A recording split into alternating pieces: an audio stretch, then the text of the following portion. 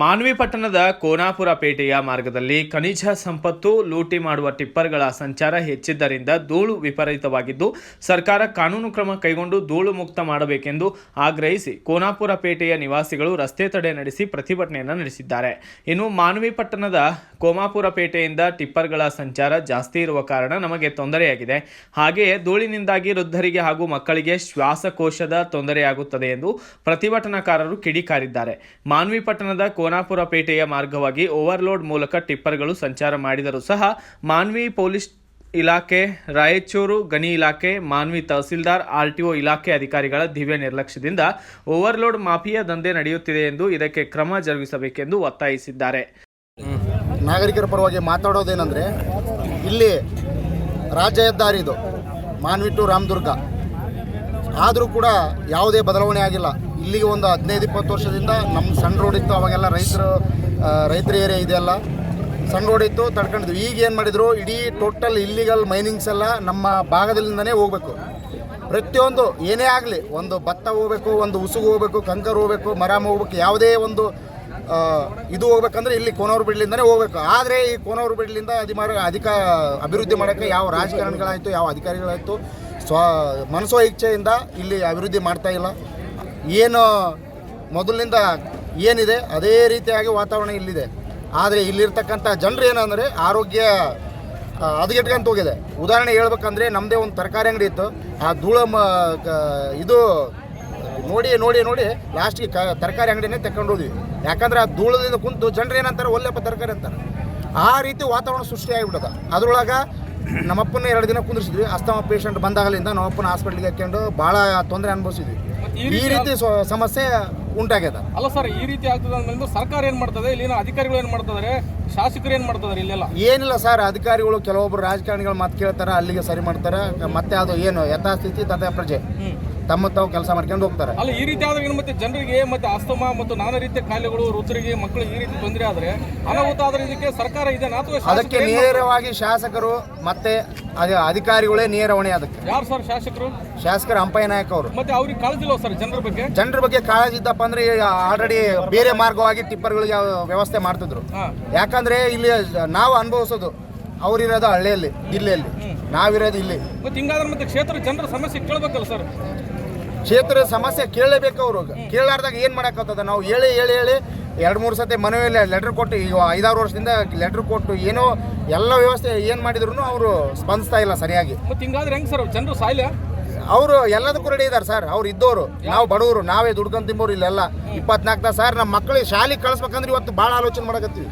ಯಾಕಂದರೆ ಈ ಒಂದು ರಾಜ್ಯ ಹೆದ್ದಾರಿ, ರಾಷ್ಟ್ರೀಯ ಹೆದ್ದಾರಿ ಐತಿಲ್ಲೋ, ಬಟ್ ಈ ನಮ್ಮ ರಾಜ್ಯ ಹೆದ್ದಾರಿಯಾಗ ಅಷ್ಟು ದಟ್ಟವಾದ ವಾಹನಗಳು ತಿರುಗಾಡ್ತಾವೆ, ಭಾರಿ ಗಾತ್ರದ ವಾಹನಗಳು ತಿರುಗಾಡ್ತಾವೆ. ಮತ್ತೆ ಅಲ್ಲ ಸರ್, ಇಷ್ಟೊಂದು ಸಮಸ್ಯೆ ಅಂದಮೇಲೆ ಮತ್ತೆ ಅಧಿಕಾರಿಗಳು ಏನಂತ ಹೇಳ್ತಿದ್ರೆ, ನಿಮ್ಮ ಬೇಡಿಕೆ ಏನು ಸರ್? ಈಗ ಸರ್, ನಮ್ಮ ಬೇಡಿಕೆ ಅಂಬದು ಏನಿಲ್ಲ. ನಮ್ಮ ದಾರಿ ನಮಗೆ ರೈತರ ದಾರಿನ ರೈತರು ಬಿಟ್ಕೊಡ್ಬಿಡ್ರಿ. ನೀವು ಬೇಕಿದ್ರೆ ಯಾವ್ದಾರು ಭಾರಿ ಗಾತ್ರ ವಾಹನಗಳಿಗೆ ಬೇರೆ ದಾರಿನ ಮಾಡಿಕೊಡ್ರಿ. ಅಲ್ಲಂದ್ರೆ ನಮ್ಮ ಹೆಸರು ರವೀಂದ್ರ ಜಾನಕಲ್ ಅಂತೇಳಿ, ನಾನು ಇಲ್ಲಿ ಕೋನಾಪುರ ಪೇಟೆದ ನಿವಾಸಿ. ಇವತ್ತು ಇಲ್ಲಿ ಏನು ಸ್ಟ್ರೈಕು ಹೋರಾಟ ನಡೀತಿದೆ ಅಂತ ಹೇಳಿದ್ರೆ, ಇದು ಕೋನಾಪುರ ಪೇಟೆಯ ಒಂದು ನಾಗರಿಕರ ಒಂದು ಹೋರಾಟ. ಇದಕ್ಕೆ ಯಾವುದೇ ಒಂದು ಪಕ್ಷ ರಾಜಕೀಯ ಏನೂ ಇಲ್ಲ. ಇಲ್ಲಿ ಜನರು ಏನು ತಾವು ಸಮಸ್ಯೆಗಳನ್ನು ಎದುರಿಸ್ತಿರ್ತಾರೆ ಇಲ್ಲಿ ಧೂಳಿನಿಂದ, ಆ ಸಮಸ್ಯೆಗಳನ್ನು ಹೇಳೋದಕ್ಕಾಗಿ ಇವತ್ತು ಈ ಜನ ಎಲ್ಲರೂ ತಮ್ಮ ತೊಂದರೆಗಳನ್ನು ಹೇಳ್ಕೊಳ್ಳೋದಕ್ಕೆ ಇವತ್ತು ಬೀದಿಯಲ್ಲಿ ಕುಳಿತಿದ್ದಾರೆ. ಇದರ ಮುಖ್ಯ ಸಮಸ್ಯೆ ಏನಂತ ಹೇಳಿದ್ರೆ, ಈ ಕೋನಾಪುರ ಪೇಟೆಯಲ್ಲಿ ಭಾರೀ ಪ್ರಮಾಣದ ವಾಹನಗಳು ಓಡಾಡ್ತವೆ. ಅದು ಕಂಕರ್ ಮಿಷನ್ ಇರ್ಬೋದು, ಅಥವಾ ಈ ಮಿಲ್ಲಿನ ಮಿಲ್ಲು ಲೋಡ್ ಗಾಡಿಗಳಿರ್ಬೋದು, ಉಸುಗು, ಮರಳು, ಇವೆಲ್ಲ ಅಕ್ರಮವಾಗಿ ಅಕ್ರಮ ಸಾಗಾಣಿಕೆಯನ್ನು ಅದನ್ನು ಅಧಿಕಾರಿಗಳು ನೋಡಿಕೊಳ್ಳಿ. ನಮ್ಮ ಸಮಸ್ಯೆ ಏನಂತ ಹೇಳಿದ್ರೆ, ಇಲ್ಲಿ ಸಾಕಷ್ಟು ವಾಹನಗಳು, ಬಹಳ ದಟ್ಟಣೆ ವಾಹನಗಳು ತಿರುಗಾಡೋದ್ರಿಂದ ಜನಸಾಮಾನ್ಯರಿಗೆ ಬಹಳಷ್ಟು ತೊಂದರೆಯಾಗಿದೆ. ಪ್ರತಿದಿನ ಸಾಕಷ್ಟು ಟನ್ಗಟ್ಟಲೆ ಅದನ್ನ ಧೂಳನ್ನು ನೀವು ಯಾರಾದರೂ ನೋಡಿದರೆ, ಅಷ್ಟು ಧೂಳು ಇಲ್ಲಿರ್ತಕ್ಕಂಥ ಹೋಟೆಲ್ಗಳಲ್ಲಿ. ಇಲ್ಲಿ ಏನೋ ಜನ, ಇದು ಕೋನಾಪುರ ಪೇಟೆ ಅಂದರೆ ಹಳ್ಳಿ ವಾತಾವರಣ ಇದ್ದಂಥ ಒಂದು ಪೇಟೆ, ಇದು ವಾರ್ಡ್. ಇದು ಇಲ್ಲಿ ದನಕರುಗಳು, ಎತ್ತು, ಬಂಡಿ, ಜನ ಎಲ್ಲರೂ ರೋಡಿಗೆ ಓಡಾಡ್ತಕ್ಕಂಥ ಸಂದರ್ಭದಲ್ಲಿ ಸಾಕಷ್ಟು ತೊಂದರೆಗಳಾಗ್ಯಾವ. ಜನ ಏನಾದರೂ ಟಿಫನ್ ಮಾಡ್ಬೇಕಂತ ಹೋದ್ರೆ, ಒಂದು ಒಗ್ಗರಣೆ ಬುಗ್ಗಿ ಏನೋ ನಾಷ್ಟ ಮಾಡ್ಬೇಕಂದ್ರೆ ಅದರಲ್ಲೇ ಧೂಳು. ನೀವು ಟೀ ಕುಡಿಬೇಕಂತ ಹೋದ್ರೆ ಅದರಲ್ಲೇ ಧೂಳು. ಅಂಗಡಿಗೆ ಏನನ್ನ ತಗೊಳ್ಬೇಕಂತ ಹೋದ್ರೆ ಅದರಲ್ಲೇ ಧೂಳು. ಈ ಏರಿಯಾ ಎಲ್ಲ ಇದಕ್ಕೆ ಈ ಜನರಿಗೆ ಇನ್ನೂ ಅರ್ಥ ಆಗಬೇಕಾಗಿದೆ. ಇಡೀ ಈ ಧೂಳು ಬರೀ ರೋಡಿಗೆ ಮಾತ್ರ ಇಲ್ಲ, ಇಡೀ ವಾರ್ಡನ್ನು, ಇಡೀ ಊರನ್ನು ವ್ಯಾಪಿಸಿಕೊಂಡಿದೆ. ಇಲ್ಲಿ T B, TB, asthma, cancer ಮುಂತಾದ ಕಾಯಿಲೆಗಳು ಇಲ್ಲಿ ಜನರಿಗೆ ಬರ್ತವೆ. ಆದರೆ ಜನರಿಗೆ ಗೊತ್ತಾಗ್ತಿಲ್ಲ. ಅದು ಧೂಳಿನಿಂದ ಸಣ್ಣ ಚಿಕ್ಕ ಮಕ್ಕಳಿಗೆ ಅಲರ್ಜಿ ಆಗ್ತಿದೆ, TB ಆಗ್ತಿದೆ, ಅಸ್ತಮಾ ಆಗ್ತಿದೆ, ಬೇರೆ ಬೇರೆ ಕಾಯಿಲೆಗಳು, ಉಸಿರಾಟದ ತೊಂದರೆಗಳಾಗ್ತವೆ. ಎಲ್ಲ ತೊಂದರೆಗಳಿದ್ರೆ ಸಹ ಜನ ಏನು ಮಾಡ್ತಿದ್ದಾರೆ ಅಂದರೆ ತಮ್ಮ ಪಾಡಿಗೆ ತಾವಿದ್ದಾರೆ. ಇಲ್ಲಿ ನಡೆಸಿದಂಥ ವ್ಯಕ್ತಿಗಳು ಇದ್ರ ಬಗ್ಗೆ ಯಾರೇ ಅವರು ಉದ್ಯಮ ಮಾಡೋಂಥವ್ರು ಏನಿದ್ದಾರೆ ಅಂದರೆ ಅವ್ರಿಗೆ ಹಣ ಮುಖ್ಯ ಆಗಿದೆ. ಜನರ ಆರೋಗ್ಯ ಆಗಲಿ ಅಥವಾ ಜನರ ಸಮಸ್ಯೆ, ಅವರಿಗೆ ದುಡ್ಡು ಮುಖ್ಯ. ಆ ದುಡ್ಡನ್ನು ಗಳಿಸೋದಕ್ಕಾಗಿ ಯಾವುದೇ ಮಾರ್ಗದಲ್ಲಿ ಅವರು ಜನರ ಮೇಲೆ ಆ ಟಿಪ್ಪರ್ನನ್ನು ಓಡಿಸ್ತಾರೆ ಅಥವಾ ಧೂಳಾದ್ರೆ ಎಬ್ಬಿಸ್ತಾರೆ, ಏನಾದರೂ ಮಾಡಿ ಅವರು ತಮ್ಮ ಕೆಲಸವನ್ನು ಮಾಡಿಕೊಳ್ತಾರೆ. ಆದರೆ ಜನರ ಆರೋಗ್ಯವನ್ನು ಯಾರೂ ಕಾಪಾಡ್ತಿಲ್ಲ. ಈ ಜನರ ಮತ್ತೆ ಇದೇನಾಗಿದೆ ಅಂತ ಹೇಳಿದ್ರೆ, ಈ ದಾರಿ ನೀವು ಒಂದು ರಿಪೋರ್ಟ್ ತಗೊಂಡ್ರಿಗಿನ ಈ ದಾರಿಗೆ ಒಂದು ಸೆನ್ಸಸ್ ಮಾಡ್ತಾರೆ. ಪ್ರತಿ ವರ್ಷದಲ್ಲಿ ಒಂದು ಸರ್ವೆ ಅಂತೇಳಿ ಮಾಡ್ತಾರೆ. ಆ ಸರ್ವೆ ರಿಪೋರ್ಟ್ ನೀವು ತಗೊಂಡ್ರೆ ಅತ್ಯಂತ ಹೆಚ್ಚು ಓಡಾಡ್ತಕ್ಕಂಥ ಗಾಡಿಗಳು, ವಾಹನಗಳು ಓಡಾಡ್ತಕ್ಕಂಥ ರಸ್ತೆ ಇದು. ಇದರ ಸುಮಾರು ಒಂದು 15-20 ಹಳ್ಳಿಗಳು ಈ ಮಾರ್ಗವಾಗಿ ಬರ್ತವೆ.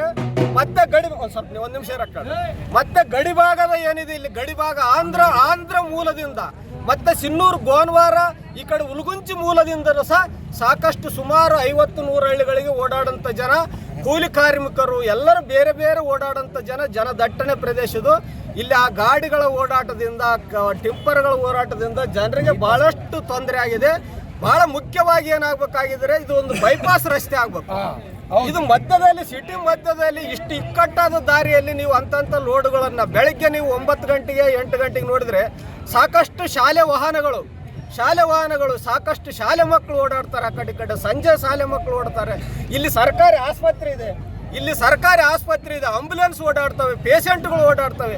ಇದನ್ನು ಯಾವ ಅಧಿಕಾರಿಗಳು ಯಾರು ನಿರ್ಲಕ್ಷ್ಯ ವಹಿಸ್ತಾರೆ?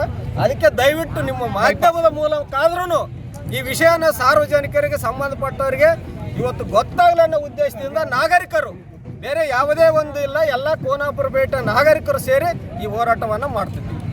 ಕೋನಾಪುರ ಪೇಟೆಯ ನಿವಾಸಿ. ಇಲ್ಲಿ ನಾನು ನೋಡ್ತಕ್ಕಂಥದ್ದಿಂದ ಈ ಒಂದು 15 ವರ್ಷದಿಂದ ಇದೇ ಪರಿಸ್ಥಿತಿ ಇದೆ. ಧೂಳ್ದಾಗನೇ ಓಡಾಡ್ತೀವಿ ನಾವು. ಇವತ್ತಿಂದಲ್ಲ ಸರ್, 2012ರಾಗ ಯಾವಾಗ ಸ್ಟಾರ್ಟ್ ಮಾಡಿದ್ರು ಅವತ್ತಿಂದ ಹಿಡಿದು ಇವತ್ತಿನವರೆಗೂ ಧೂಳನೇ ನೋಡ್ತಾ ಇದ್ದೀನಿ. ನಾನು ಕಾಲೇಜ್ ಟೈಮ್ನಾಗ ಹೋಗಿದ್ದೆ. ಇವತ್ತು ನನಗೆ 3 ಮಕ್ಕಳು ಆದರೂ ಇವತ್ತಿಗೂ ಅದೇ ಧೂಳ್ದಾಗೆ ಪರಿಸ್ಥಿತಿ ಅನುಭವಿಸಕತ್ತಿ. ಅಲ್ಲ ಸರ್, ಈ ರೀತಿ ಇದು ಹೋಗ್ತಾ ಅಂದಮೇಲೆ ಈ ಕೋನಾಪುರ ಪೇಟೆ ನಿವಾಸಿಗಳು ಕೂಡ ನೀವು ಪ್ರತಿಭಟನೆ ಮಾಡ್ತಾ ಇದ್ರಿ. ಯಾವ ರೀತಿ ಸಮಸ್ಯೆ ಇದೆ ಇಲ್ಲಿ ಸರ್? ಪ್ರತಿಭಟನೆ ಅನ್ನೋದಕ್ಕಿಂತ ಇಲ್ಲಿ ಭಾಳಷ್ಟು ತಾರತಮ್ಯ ಇದೆ. ಮೊದಲೇ ಪಾಯಿಂಟ್ ಇಲ್ಲಿ ಯಾಕಂತ ಹೇಳ್ತೇನೆ ನೋಡಿ ಸರ್. ಫಸ್ಟ್ ಆಫ್ ಆಲ್ ಇಲ್ಲಿ ರಾಜಕೀಯ ವ್ಯಕ್ತಿಗಳ ಬೃನ್ನಾಟ ಇದೆ ಪ್ರತಿಯೊಬ್ಬ. ಇಲ್ಲೇ ಕೆಲವು ರಾಜಕಾರಣಿಗಳು ಕರೆದ್ವಿ, ಇಲ್ಲಿ BJP ಅವ್ರು ಸಪೋರ್ಟ್ ಮಾಡಾಕಚ್ಚಾರ, ಕಾಂಗ್ರೆಸ್ ಅವ್ರು ಬರಲ್ಲ ಅಂದರು. ಒಂದೇ ಪಾಯಿಂಟ್ ಸರ್. ಅಲ್ಲ, ಈಗ ಎಲ್ಲರಿಗೂ ಸಮಸ್ಯೆ ಇಲ್ಲ, ಅದೆಲ್ಲ ಎಲ್ಲರಿಗೂ ಸಮಸ್ಯೆ ಇದೆ. ಎಲ್ಲರೂ ಕೂಡಿ ಹೋರಾಟ ಮಾಡಿದ್ರೆ ಅದು ಪ್ರತಿಯೊಬ್ಬರಿಗೆ ಕಣ್ಣಿಗೆ ಕಾಣಿಸ್ತದ. ಇಲ್ಲಿ ಇಷ್ಟೇ ಜನ ಇದೀವಿ ನಾವು, ಕೋನಾಪುರ ಪೇಟೆ ನಿವಾಸಿಗಳು ಎಷ್ಟು 1000 ಜನ ಇದೀವಿ. ಇಲ್ಲಿ ಏನ್ ಸಮಸ್ಯೆ ಆಗ್ತದ? ಇಲ್ಲಿ ಬಹಳ ಧೂಳಿನ ಸಮಸ್ಯೆ ಬಹಳ ಇದೆ ಸರ್. ಒಂದ್ಸತಿ ಅಲ್ಲ, ಇಲ್ಲಿ ಇಲ್ಲೀಗಲ್ ಆಗಿ ಟಿಪ್ಪರ್ಗಳು ಅನೇಕ ರಾಜಕಾರಣಿಗಳು ಓಡಾಡ್ತಾವ, ಅವ್ರವೇ ಓಡಾಡ್ತಾವ, ಮತ್ತೆ ಯಾರು ಅಲ್ಲ. ಕಡಿವಾಣ ಇಲ್ಲ ಸರ್? ಕಡಿವಾಣ ಇಲ್ಲ ಅಂತಲ್ಲ ಸರ್. ಇಲ್ಲಿ ರಾಜಕೀಯ ವ್ಯಕ್ತಿಗಳೇ ಕುಂತ ಆಟ ಆಡುವಾಗ ಇನ್ನೇ ಬೇರೆ ನಮ್ಮಂತ ಸಣ್ಣ ಸಾಮಾನ್ಯ ಪ್ರಜೆಗಳು ಏನ್ ಮಾಡ್ಬೇಕು? ಅಂದ್ರೆ ಜನರು ಸತ್ರ ಪರವಾಗಿಲ್ವಾ ಅವರಿಗೆ, ರಾಜಕಾರಣಿಗಳಿಗೆ? ಹಂಗೇನಿಲ್ಲ ಸರ್. ರೋಡ್ ಮಾಡಿಕೊಡ್ರಂತ ಎಲ್ಲ ಡಿಪಾರ್ಟ್ಮೆಂಟ್ಗೆ ಹೋಗಿ, ಇಲ್ಲಿ ಶಾಲೆಗಳಿದಾವ, ಪ್ರತಿ ಬೀಟ್ ಪೊಲೀಸರು ಹಾಕ್ರಂತ ಸಮಯ ಮಾಹಿತಿ ಕೊಟ್ಟಿದ್ದೀವಿ ಸರ್. ಅದಕ್ಕಿದು ಯಾವುದೇ ಒಂದು ರೆಸ್ಪಾನ್ಸಿಬಿಲಿಟಿ ಸಿಗಲಿಲ್ಲ. ಹೆಂಗಂತಂದ್ರೆ ಸರ್, ಇಲ್ಲಿ ಕೋನಾಪುರ ಪೇಟೆ ಸ್ಕೂಲ್ ಇದೆ ಸರ್. ಪ್ರತಿ 9:30 10 ಗಂಟೆಗೆ ಸ್ಕೂಲ್ ಸ್ಟಾರ್ಟ್ ಆಗ್ತದೆ. ಸಾಯಂಕಾಲ 4ರಿಂದ 5 ಗಂಟೆ 4:15 ಸ್ಕೂಲ್ ಬಿಡ್ತದೆ. ಅವಾಗ ಭಾಳ ಸ್ಪೀಡ್ಗಳಾಗಿ ಬರ್ತಾವೆ ಗಾಡಿಗಳು.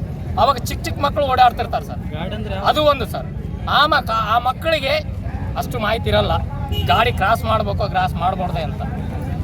ಧೂಳದಿಂದ ಇಲ್ಲೆಲ್ಲ ಸುತ್ತಮುತ್ತ ಹೋಟ್ಲಗಳಿದಾವೆ ಸರ್. ಈ ಹೋಟ್ಲದಾಗ ಎಷ್ಟು ಡೆಸ್ಟ್ ಹೋಗಿರ್ತದೆ ಅಲರ್ಜಿ ಅಂತಂದರೆ ಅದೇ ಊಟ ತಿಂದು. ಯಾಕಂದರೆ ಇಲ್ಲಿ ನಾವು ರೈತರ ಮಕ್ಕಳು ಎಲ್ಲರೂ ಇರೋದು.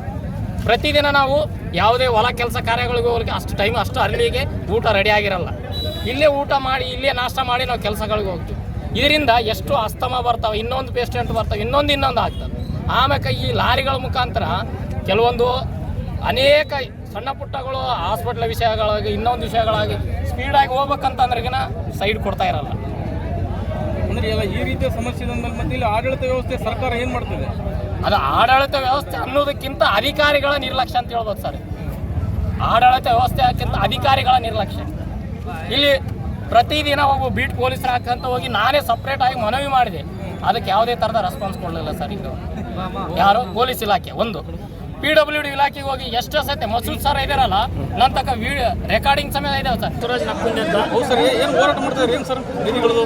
ಇಂದು ಕೋನಪುರಪೇಟೆಯಲ್ಲಿ ಸುಮಾರು 10ರಿಂದ 15 ವರ್ಷದ ಇಲ್ಲಿವರೆಗೂ 15 ವರ್ಷದಿಂದ ಇಲ್ಲಿವರೆಗೂ ಇಲ್ಲಿ ಗಣಿ ಮತ್ತು ಭೂವಿಜ್ಞಾನ ಇಲಾಖೆ, ತಾಲೂಕು ಆಡಳಿತ, ಲೋಕೋಪಯೋಗಿ ಇಲಾಖೆ ಸಂಬಂಧಪಟ್ಟ ಇಲಾಖೆಗಳು ಇವತ್ತು ಇಲ್ಲಿ ಎಡಿವಾಳ ಮದ್ದಾಪುರ ಮಾರ್ಗವಾಗಿ, ಚಿಕ್ಕಪರಿ ಮಾರ್ಗವಾಗಿ ಮರಳು ದಂಧೆ ನಡೀತಾ ಇದೆ. ಇಲ್ಲಿ ಮರಳು ಕಾಂಟ್ಯಾಕ್ಟ್ ಆಗಿದೆ, ಗಣಿ ಮತ್ತು ವಿಜ್ಞಾನ ಮರಳು ಕಾಂಟ್ಯಾಕ್ಟ್ ಆಗಿದೆ.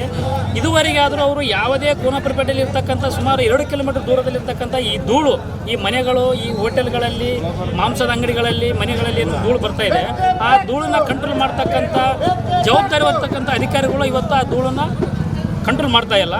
ಹಾಗಾಗಿ ನಮ್ಮ ಒಂದು ಹೋರಾಟದ ಬೇಡಿಕೆ ಏನಂತಂದರೆ, ಇಲ್ಲಿ ಸುಮಾರು ಬೆಳಗ್ಗೆ 8 ಗಂಟೆಯಿಂದ 9 ಗಂಟೆವರೆಗೆ ಶಾಲೆ ಮಕ್ಕಳು, ಹಾಸ್ಟೆಲ್ ಮಕ್ಕಳು ಎಲ್ಲ ಓಡಾಡ್ತಾ ಇರ್ತಾರೆ.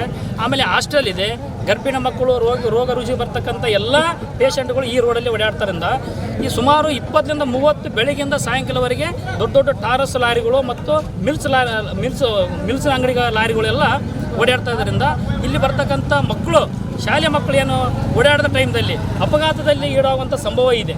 ಹಾಗಾಗಿ ಈ ಹೋರಾಟದ ಉದ್ದೇಶ ಏನಂತಂದರೆ, ಡೈಲಿ ವಾರದಲ್ಲಿ 4 ಸಲ ಧೂಳು ಮುಕ್ತ ಕೋನಪುರಪೇಟೆ ಮಾಡಬೇಕು, ಧೂಳು ಕ್ಲೀನ್ ಮಾಡಬೇಕು, ಮತ್ತು ದಿನಾಲೂ 4 ಸಾರಿ ಈ ರೋಡಿಗೆ ನೀರು ಹೊಡೆಯುವಂಥ ವ್ಯವಸ್ಥೆ ಆಗಬೇಕು ಸಂಬಂಧಪಟ್ಟ ಅಧಿಕಾರಿಗಳು.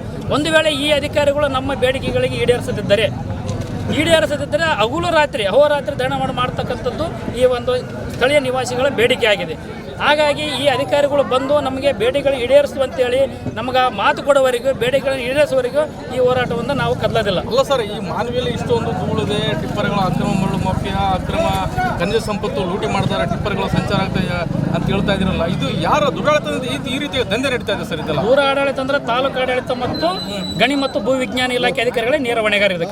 ಇದಕ್ಕೆ ರಾಯಲ್ಟಿ ಕೊಡಬೇಕಂದ್ರೆ ಕೆಲವೊಂದು ರೂಲ್ಸ್ಗಳಿದೆ, ನಿಯಮಗಳಿದೆ. ಬೆಳಿಗ್ಗೆ 7 ಗಂಟೆಯಿಂದ 8, 9, 10 ಗಂಟೆ ಒಳಗೆ ರಾಯಲ್ಟಿ ಕೊಡಬೇಕು. ಸಾಯಂಕಾಲ 5ರಿಂದ 6, 9 ಗಂಟೆ ರಾಯಲ್ಟಿ ಕೊಡಬೇಕು. ಇಲ್ಲಿ ರಾಯಲ್ಟಿ ಇಲ್ಲದೆ ಹಗಲು ರಾತ್ರಿ ಹೊಡ್ತಾ ಇದೆ. ಮತ್ತೆ ಈ ರೀತಿ ಆದ್ರೆ ಮತ್ತೆ ಇಲ್ಲಿ ದುರಾಡಳಿತ ವ್ಯವಸ್ಥೆ ಏನು ಸರ್? ಸರ್ಕಾರ ಇದೇನಾ ಅಥವಾ ಇಲ್ಲಿ ಮಾನವಿಯಲ್ಲಿ ಕಾನೂನು ಪ್ರತ್ಯೇಕವಾಗಿದೆ ಸರ್? ಪ್ರತ್ಯೇಕವಾದ ಕಾನೂನು ಮಾನವಿಯಲ್ಲಿ ಮರಳು ಮಾಫಿಯಾ ದಂಧೆಗೆ ಸಾಥ್ ಕೊಡ್ತಕ್ಕಂಥ ಅಧಿಕಾರ ಹೊಂದಿದ್ದಾರೆ. ಇವತ್ತು ಮರಳು ಮಾಫಿಯಾಕ್ಕೆ ತಹಸೀಲ್ದಾರ್ ಆಗಿರ್ಬೋದು, ಗಣಿ ಮತ್ತು ಭೂವಿಜ್ಞಾನ ಇಲಾಖೆ ಆಗಿರ್ಬೋದು, ಪೊಲೀಸ್ ಇಲಾಖೆ ಆಗಿರ್ಬೋದು, ಲೋಕೋಪಯೋಗಿ ಇಲಾಖೆ ಅಧಿಕಾರಿಗಳು, ಜವಾಬ್ದಾರಿ ಇರ್ತಕ್ಕಂಥ ಅಧಿಕಾರಿಗಳೇ ಈ ಮರಳು ಮಾಫಿಯವರಿಗೆ ಸಾಥ್ ಕೊಡ್ತಾ ಇದ್ದಾರೆ. ಹಾಗಾಗಿ ಇಲ್ಲಿ ಕೋನಪುರಪೇಟೆಯಲ್ಲಿ ಧೂಳದಿಂದ ಕೆಲವೊಂದು ಅಸ್ತಮ ರೋಗ ಬರ್ತಾ ಇದೆ, ದಮ್ಮು ಕೆಮ್ಮು ಬರ್ತಕ್ಕಂಥ ಎಷ್ಟೋ ಜನರು ದವಾಖಾನೆಗಳಿಗೆ ಅಡ್ಮಿಟ್ ಆಗಿದ್ದಾರೆ. ಇಲ್ಲಿವರೆಗೆ ಅವರಿಗೆ ವಾಸಿಯಾಗಿಲ್ಲ. ಈ ಆತದರ ವೃದ್ಧರು, ವಯಸ್ಸಾದ ಮಹಿಳೆಯರು ಮತ್ತು ಮುದುಕರು ಏನು ಮಾಡ್ತಾರೆ, ಆ ದಮ್ಮಿನಿಂದ, ಅಸ್ತಮನಿಂದ ಸಾಯುವಂಥ ಪರಿಸ್ಥಿತಿ ಬಂದಿದೆ. ಮಕ್ಕಳಿಗೆ ಕೂಡ ಧೂಳಿಂದ ಮಾಡುವಂಥ ವ್ಯವಸ್ಥೆ ಬಂದಿದೆ. ಹಾಗಾಗಿ ಈ ಹೋರಾಟಕ್ಕೆ ಪ್ರತಿಯೊಬ್ಬ ನಾಗರಿಕರು, ಇವತ್ತು ಸ್ಥಳೀಯರು ಬೆಂಬಲವನ್ನು ಕೊಟ್ಟಿದ್ದಾರೆ. ಹಾಗಾಗಿ ಬೆಂಬಲ ಕೊಟ್ಟಂಥ ಎಲ್ಲರಿಗೆ, ಬೆಂಬಲ ಕೊಟ್ಟಂಥ ಎಲ್ಲ ಹೋರಾಟಗಾರರಿಗೆ ಮತ್ತು ಈ ಬರ್ತಂಥ ಅಧಿಕಾರಿಗಳು ಬರ್ತವಂತ ಹೇಳಿದ್ದಾರೆ. ಆ ಬರ್ತವಂಥ ಅಧಿಕಾರಿಗಳು ನಮ್ಮ ಸಮ್ಮುಖದಲ್ಲಿ ನಮ್ಮ ಬೇಡಿಕೆ ಈಡೇರಿಸಿದ್ರೆ ಮಾತ್ರ ಹೋರಾಟ ಕೈ ಬಿಡ್ತೀವಿ, ಇಲ್ಲಾಂದ್ರೆ ಮುಂದುವರಿಸ್ತೀವಿ.